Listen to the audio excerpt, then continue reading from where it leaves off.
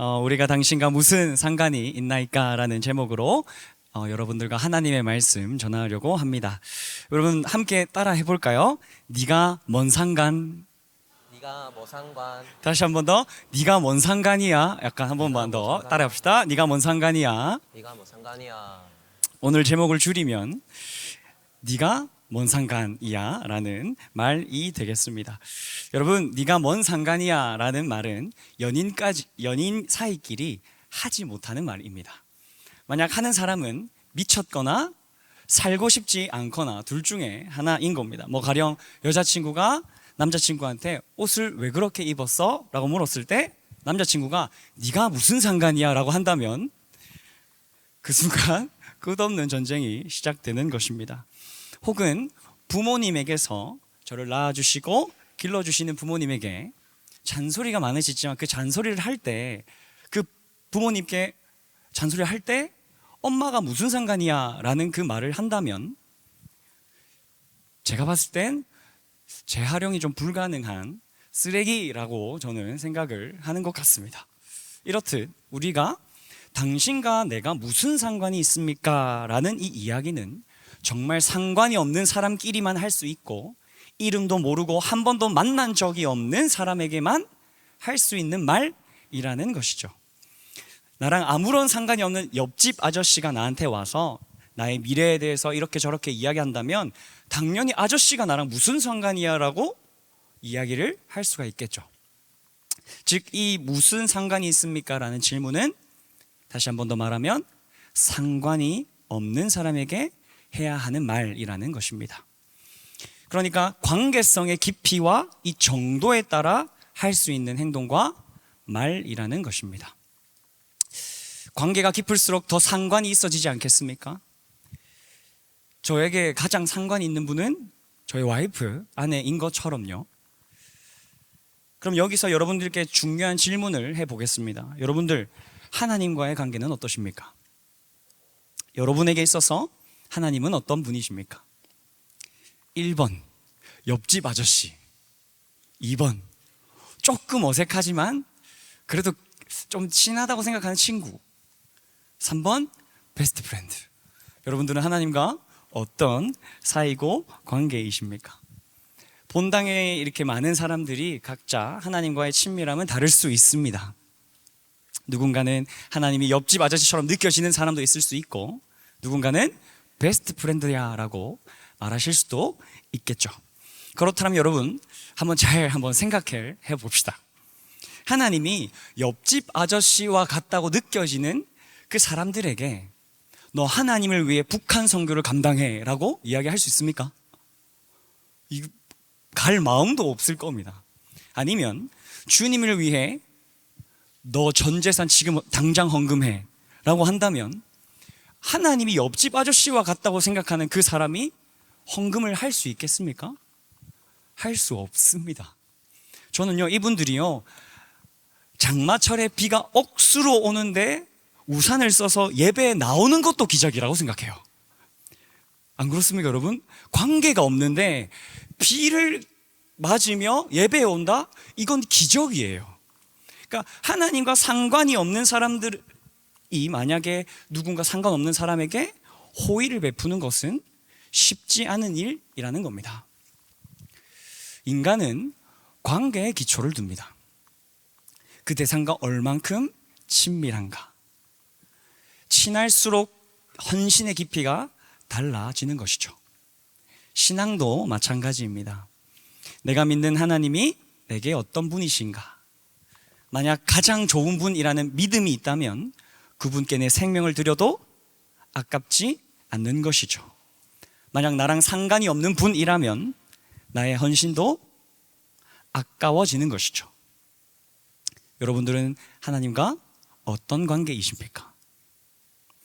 오늘 본문에서는 하나님과 정말 옆집 아저씨만도 못한 관계가 등장을 합니다. 한번 볼까요? 마태복음 8장 28절에서 29절 말씀입니다. 생략된 부분이 있어서 화면을 보고 함께 읽도록 하겠습니다. 시작! 또 예수께서 건너편 가드라 지방에 가심에 귀신 들린 자 둘이 무덤 사이에서 나와 예수를 만나니 이에 그들이 소리질러 이르되 하나님의 아들이여 우리가 당신과 무슨 상관이 있나이까. 아멘. 여러분, 예수님과 전혀 관계도 없는 존재 누구입니까? 귀신 들린 자. 그 귀신 들린 자는 예수님께 이렇게 얘기합니다. 우리가 당신과 무슨 상관이 있습니까? 예수여, 내가 너와 무슨 상관이 있습니까? 라고 귀신이 예수님께 이야기를 합니다. 귀신 그리고 예수님, 일단 이 두 사이는 친해 보이지는 않습니다. 친할 수가 없죠. 사단과 예수님은 대적 관계이니까요. 그러니까 사단은 주님과 상관없는 존재라는 것입니다. 그런데 여러분, 사실 우리도 구원받기 전에는 사단의 나라에 속한 존재였다는 것을 기억해야 합니다. 예수와 상관이 없었던 자였음을 기억해야 합니다. 원래는 우리는 하나님과 아무 상관도 없는 자들이었습니다.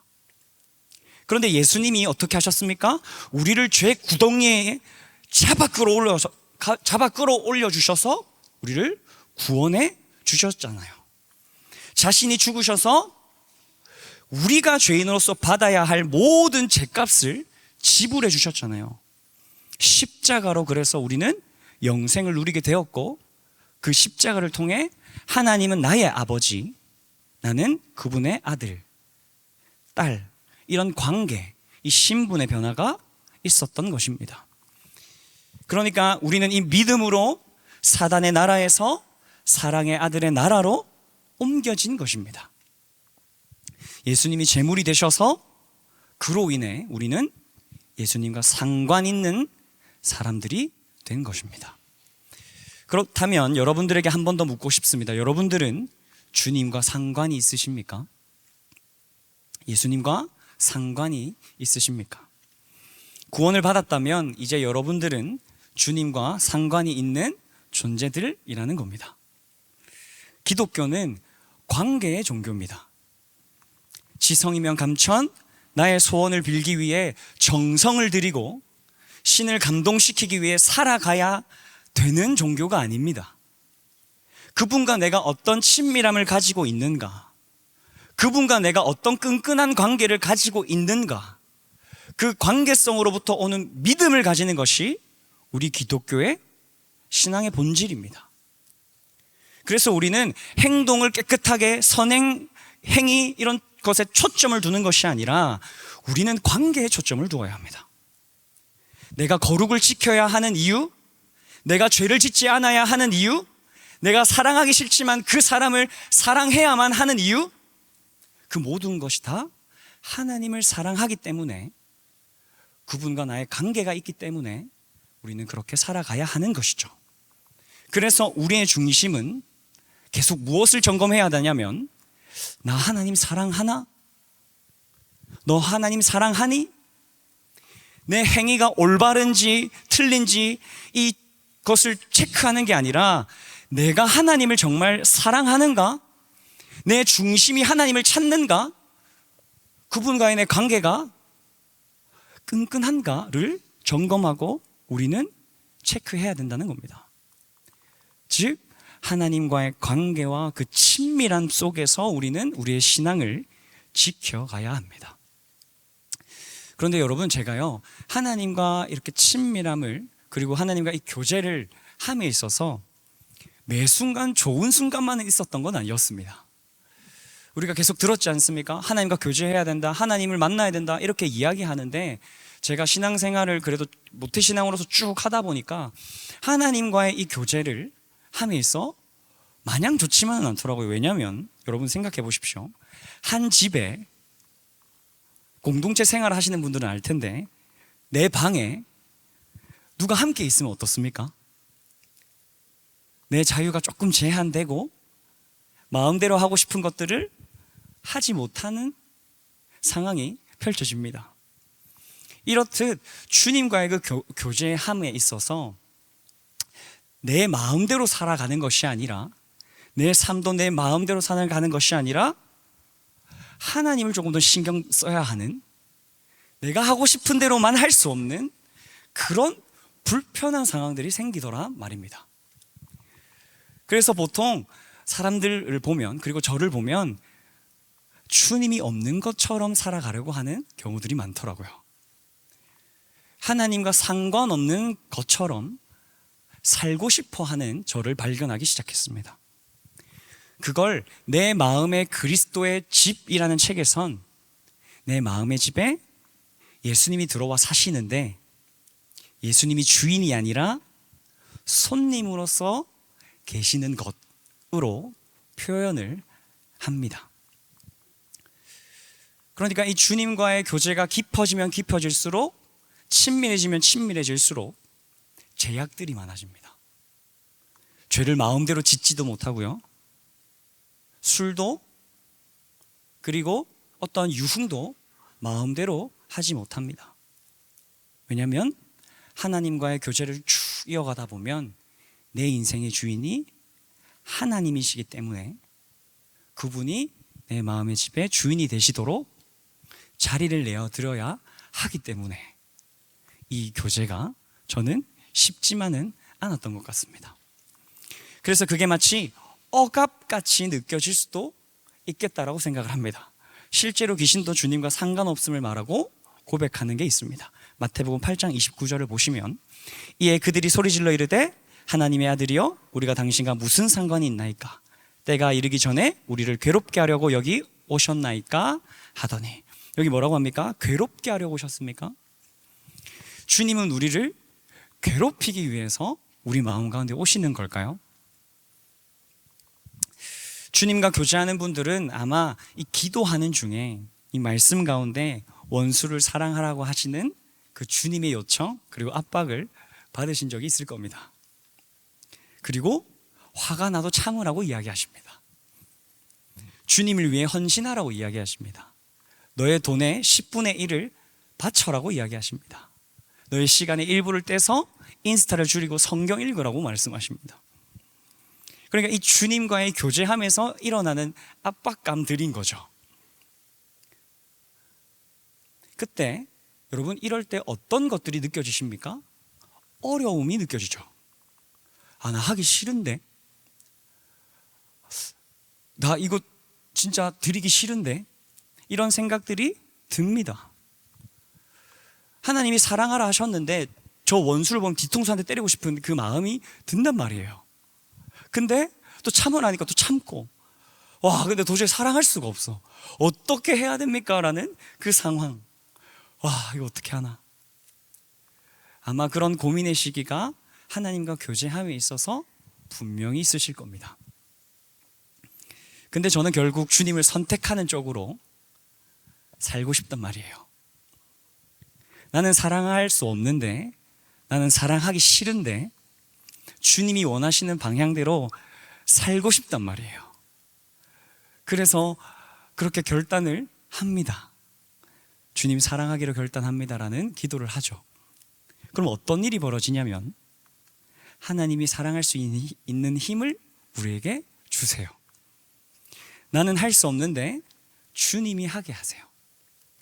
그러면서 그 교제함에 있어서 그 결단하는 저에게 찾아와 위로와 은혜를 주세요.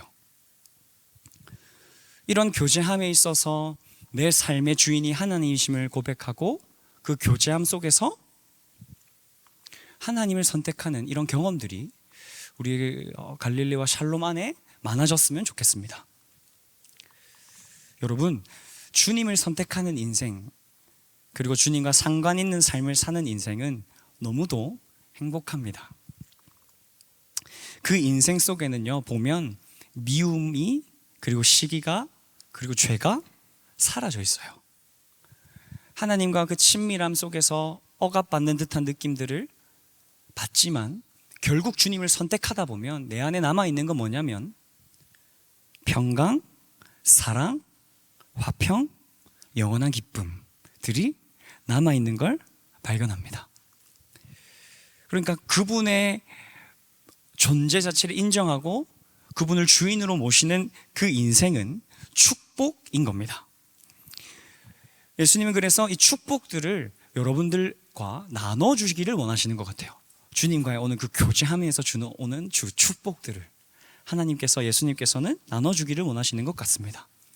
요한계시록 3장 20절 말씀을 우리 함께 읽어보도록 하겠습니다. 함께 있습니다. 시작. 볼지어다 내가 문 밖에 서서 두드리노니 누구든지 내 음성을 듣고 문을 열면 내가 그에게로 들어가 그와 더불어 먹고 그는 나와 더불어 먹으리라. 아멘. 여러분, 예수님이요, 여러분들의 마음의 문을 서서 두드리신대요. 왜죠? 여러분들과 교제하기 원하셔서 예수님은 기다리고 계시는 겁니다. 그런데 우리 예수님은요, 너무나 젠틀하셔서 강제로 여시는 분이 아니에요. 그냥 우리의 마음의 문이 열리도록 가만히 기다리시고 기다리시는 분이십니다. 그게 언제까지, 그 시간이 오랜 시간이라 할지라도 그분은 끝까지 기다리십니다. 그러다 만약에 우리가 마음의 문을 열면 그때 주님은 들어오셔서 무엇을 한다고 하십니까? 먹고 더불어 먹는 것, 그것을 하신다고 하십니다.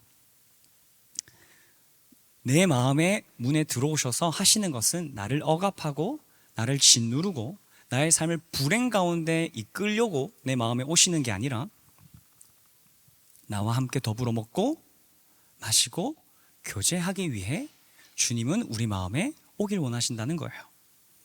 이 먹다라는 원어의 의미는 그냥 보통 저녁 식사를 할 때 사용되는 단어입니다. 그러니까 예수님은 지금 우리와 무엇을 하고 싶다는 거예요? 그냥 저녁 식사를 같이 하고 싶은 거예요. 우리와 그냥 식탁에 앉아서 이야기를 나누고 함께 식사를 하고 싶다라는 겁니다. 교제는 다른 게 교제가 아닙니다. 그냥 주님과 인격적으로 만나는 겁니다. 성경에만 계시는 것이 아니라 지금도 옆에 살아계셔서 나의 기도하는 것을 들으시는 하나님, 그리고 내 마음에 말씀해 주시는 하나님, 그 하나님과 교제하는 것이 그냥 이 성경에서 말하는 교제입니다. 여러분, 하나님은 살아계셔서 그리고 지금도 일하시고 계십니다. 그리고 그분은 인격적인 분이셔서 교제하실 수 있는 분입니다. 그러니까 지금 하나님과 교제하려고 하면 할 수 있는 거죠.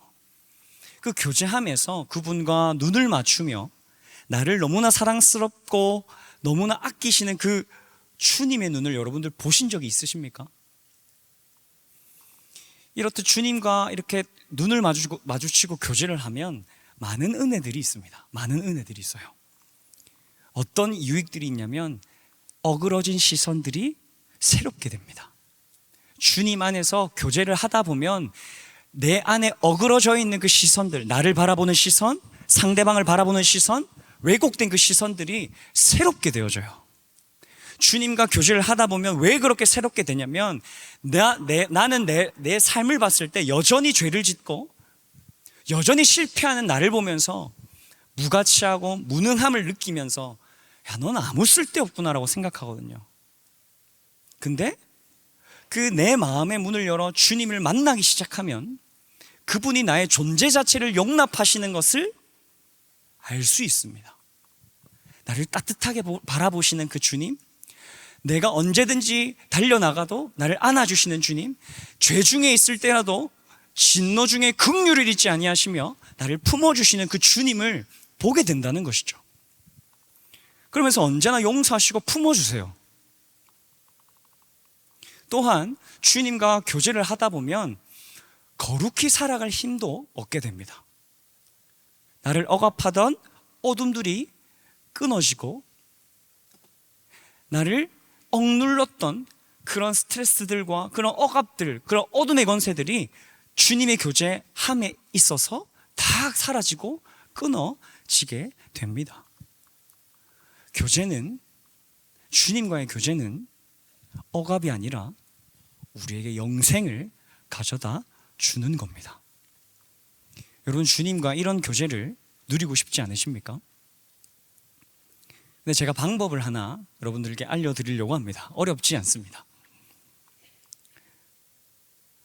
그냥 주님을 찾으시면 돼요. 그냥 마음의 문을 열고 주님을 초청하면 됩니다. 왜냐하면 예수님은 여러분의 마음의 문 밖에 서서 기다리고 계시거든요. 여러분들이 언제나 부르시면 달려나갈 준비가 맞춰져 있거든요. 여러분들의 문 밖에 서서 두드리면서 기다리시는 거예요. 그래서 언제든지 여러분의 마음의 문을 열면 들어가서 더불어 먹을 준비가 되어 있으신 분이시기 때문에 우리는 그 교제함에서 인격적으로 여러분 그 풍성함을 누릴 수 있으실 겁니다. 우리 청년분 모든 분들이 여전히 기다리고 계시는 그 주님을 더 이상 기다리지 않게 해드렸으면 좋겠습니다. 여러분 문 밖에 서서, 마음의 문 밖에 서서 기다리시는 그 주님을 더 이상 기다리게 하지 않고 초청하여 드리는 저와 여러분 되기를 소망합니다. 말씀을 뵙겠습니다. 여러분, 제가 주일 저녁 때쯤이었을 거예요. 그때 이제 사역을 다 끝나고 녹초가 돼서 이렇게 집으로 딱 들어갔습니다. 그때 제가 집에 들어가면 꼭 한 가지 하는 일이 있습니다. 뭐냐면 이렇게 탁 가자마자 아내를 이렇게 안아요. 그래서 가만히 있습니다. 그게 저의 힐링 포인트입니다. 그래서 이렇게 안고 있는데 제가 갑자기 이 스윗한 멘트를 하고 싶은 거예요. 그래서 이 낙도사님처럼 좀 해보겠다 싶어가지고, 여보, 이렇게 이제 스윗한 멘트를 하는데, 여보, 나에게 있어서 이렇게 가장 행복한 시간은 이렇게 사역 끝나고 여보를 안는 시간이야. 이렇게 딱 감동의 멘트지 않습니까? 솔직히 얼마나 스윗합니까? 제 스스로 감동의 힘을 얻어오고 막 너무 좋아서 막 멘트를 하는데 돌아오는 답변이 되게 이상해요. 뭐라고 하냐면 어쩌라고 이렇게 하는 거. 약간 이게 무슨 하나님과 이 교제함과 같이 약간 느껴지는, 약간 그래서 제가 뇌 정지가 와서 10분간 깔깔깔 웃고 제가 이것을 설교 예화로 쓰겠다고 가지고 왔습니다.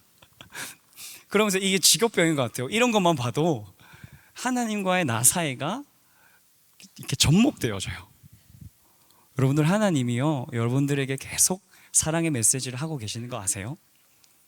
여러분의 마음의 문 밖에 서서 두드리신다는 건 뭐냐면, 내가 너를 사랑해, 내가 너를 존귀하게 여겨, 나는 너를 위해 죽었어 라는 그 사랑의 메시지와 사랑의 눈빛을 계속 여러분들의 인생 속에서 계속 주신다는 거예요. 근데 우리는 어떻게 합니까? 어쩌라고. 근데 그 사실을 생각하다 보면 여러분들, 우리는 주님께 조금 죄송해져요. 나를 위해 십자가에 못 박히신 그 손으로 문 밖을 서서 두드리고 계신데 내 마음의 문을 열지 않는다면 조금 죄송스러워집니다. 우리를 너무나 사랑하셔서 아들 예수를 죽기까지 내어주시고, 그 죄 가운데 있는 우리가 뭐가 이쁘다고 구원하셔서 아들 삼아 주셨습니다. 그 예수님이 문 밖에 서서 여러분들의 마음에 들어가고 싶어 하세요. 왜요? 왜 그렇게 하나님은 하셔야 됩니까? 그 창조주가, 피조물인 우리가 뭐가 이쁘다고, 그 완전하신 분께서 이 죄인된 우리가 뭐가 이쁘다고 왜 서서 기다리십니까? 사랑해서입니다. 다른 이유 없고 그냥 사랑해서 여러분과 교제하기 원하셔서 기다리시는 겁니다. 여러분, 정말 제가 한 가지 소원이 있습니다. 제가 소원이 있어요. 한번 반주해 주시면 감사하겠고, 제가 이 설교를 준비하면서 우리 갈릴리와 샬롬 모든 분들이 주님을 정말로 사랑했으면 좋겠다. 주님을 사랑해서 주님이 너무 좋아서 인생을 살아갔으면 좋겠다라는 간절한 소원이 생겼어요. 이런 거 있지 않습니까? 술 너무 마시고 싶은데 주님이 싫어하시니까 안 마시는 거예요. 그게 죄라서 안 하는 게 아니라 주님이 싫어하셔서, 내가 사랑하는 주님이 싫어하셔서 안 하는 우리가 되었으면 좋겠고, 그냥 원수를 내가 너무 미워하고 싶은데 내 사랑하는 하나님이 저를 사랑하시니 내가 뭐라고 그를 미워할 수 있겠습니까? 그러면서 하나님이 사랑하시는 그 눈으로 그 원수를 사랑하게 되는 우리가 되었으면 좋겠습니다. 여기 한 사람이라도 좋으니, 진짜 한 사람이라도 좋으니 주님이 너무 좋아서, 주님을 너무나 사랑해서 여러분의 인생을 바치고 이 청년의 때에 하나님께 헌신하며 그렇게 살아가는 모두가 되었으면 좋겠습니다. 우리 그분을 오래 기다리게 하지 맙시다. 영원 전부터 기다리고 계셨어요. 여러분을 작정하시고 창조하실 계획을 세우시고 여러분들과 교제할 그 계획을 영원 전부터 세우셨어요. 결국 이 시기가 되니 여러분이 태어났고 그렇게 살아가고 있는 겁니다. 그럼 그때 하나님은 여러분과 교제하기를 원하셔서 여러분이 찾아가시죠. 그때 여러분 마음의 문을 열어주세요. 그냥 주님, 내 마음에 오셔서 내 마음의 가장 귀한 자리에 앉아주십시오라는 그 고백 한 번만 하면 됩니다. 그러면 주님이 너 이거 하지마, 저거 하지마, 이거 내놔, 저거 내놔, 일 먹고 일 시키고 써먹고 부려먹으려고 막 하시지 않아요. 그냥 여러분과 더불어 먹고 내 사랑을 너에게 준다, 나의 이 영광을 너에게 준다, 이게 우리 아버지의 마음인 겁니다. 그분과 교제를 하게 되는 저와 여러분 되기를 바랍니다.